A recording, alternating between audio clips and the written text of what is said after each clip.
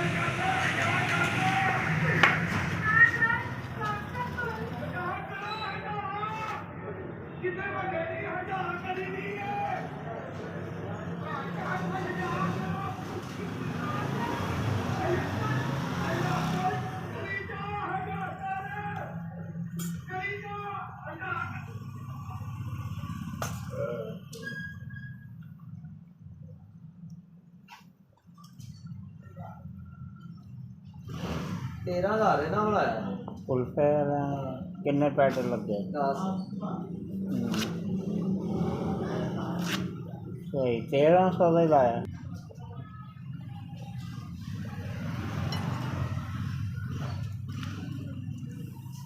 ਮੈਂ ਕਿਹਾ ਬਿੱਲਿਆ ਤੂੰ ਚੰਗਾ ਨਹੀਂ ਕੀਤਾ, ਮੈਨੂੰ ਲੈ ਕੇ ਨਹੀਂ ਗਿਆ।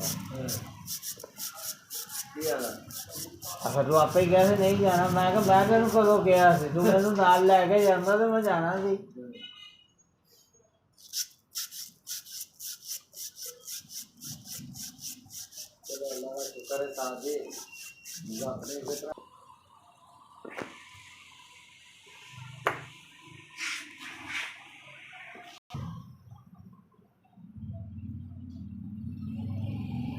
ਇਹ ਬਣਾਈ ਦੀ ਹੈ ਜਦੋਂ ਨਵੀਂ ਮਸ਼ੀਨ ਬਣਦੀ ਹੋਵੇ। ਸਮਝਾਉਣਾ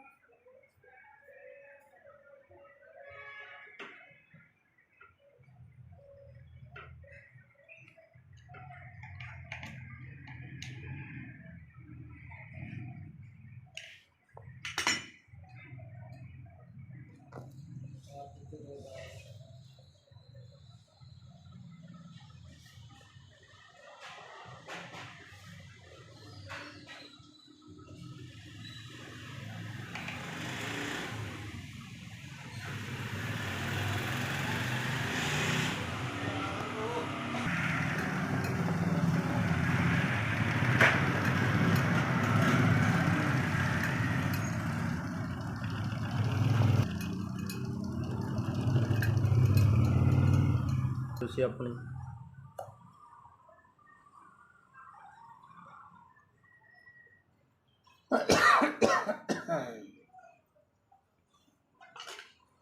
क्योंकि ये बड़ा कुछ लगना है।